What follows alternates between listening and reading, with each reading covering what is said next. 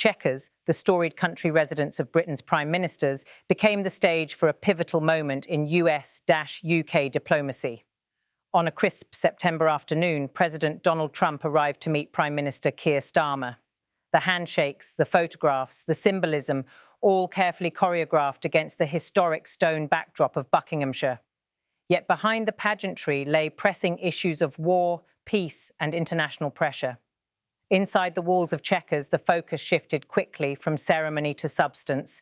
For Trump, this was not merely another photo opportunity. It was a chance to make a statement that would reverberate across capitals. And he did. With cameras rolling and journalists poised, the US president admitted publicly that he is, quote, disappointed with Vladimir Putin.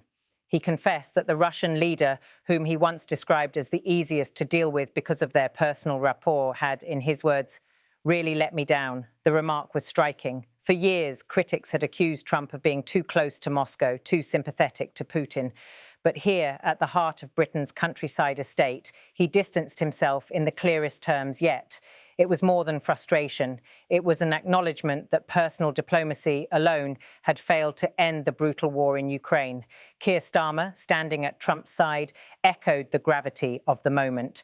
With a deliberate tone, the British Prime Minister declared, "Today we discussed how we can further strengthen our defences, support Ukraine, and decisively increase the pressure on Putin to agree to a lasting peace deal."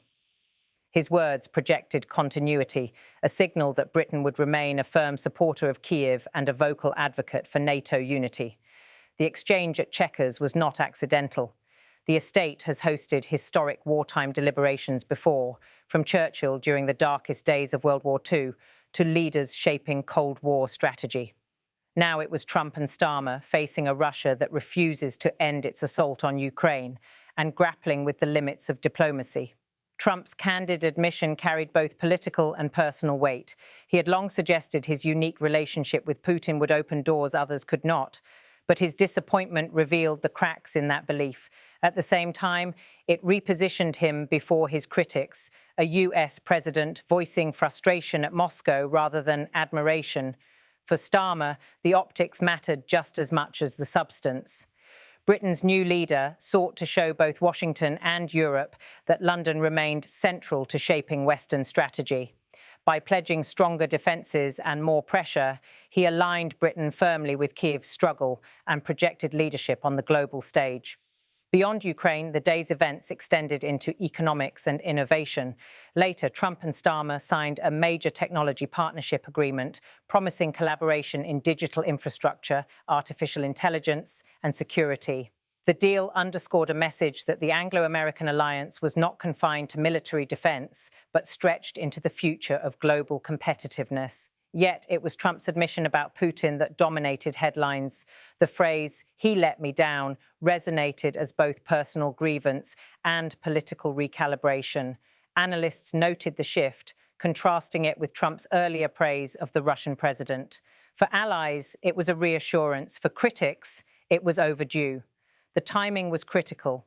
With Ukrainian forces under strain and Western publics weary of war, both leaders needed to signal resolve.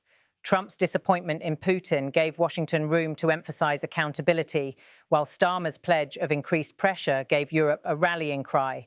Together, they sought to project unity, not just for domestic audiences, but for Moscow to hear. The setting itself heightened the symbolism. Chequers, just 70 kilometres from London, has long been where Britain confronts the world's hardest questions. Here, the American president and the British Prime Minister stood shoulder to shoulder, blending ceremony with confrontation, pageantry with policy. By the close of the press conference, the choreography of alliance was clear. The handshakes, the joint statements, the signing ceremonies. But beneath the formalities, the bluntness of Trump's words lingered. The man who once claimed he could manage Putin more easily than others now openly admitted disillusionment. For Starmer, the moment was equally defining. His vow to decisively increase pressure echoed across NATO, casting Britain as a central pillar in the alliance. His partnership with Trump, even amid transatlantic differences, showed that London intends to remain at the heart of the Western coalition.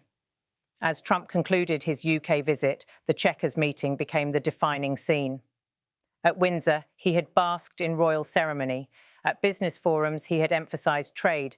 But here, at Chequers, he addressed war, peace, and the fragile promise of diplomacy. September 18th, 2025, will be remembered not only for the handshakes and agreements, but for the words that framed them. Putin has let me down. It was a rare moment of candor, a reminder that even the strongest personal ties cannot override the brutal realities of war.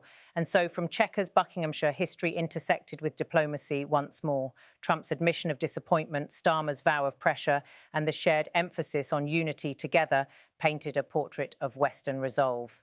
For Ukraine, it was reassurance. For Russia, a warning. And for the world, a glimpse of how two leaders intend to shape the course of an ongoing and perilous conflict.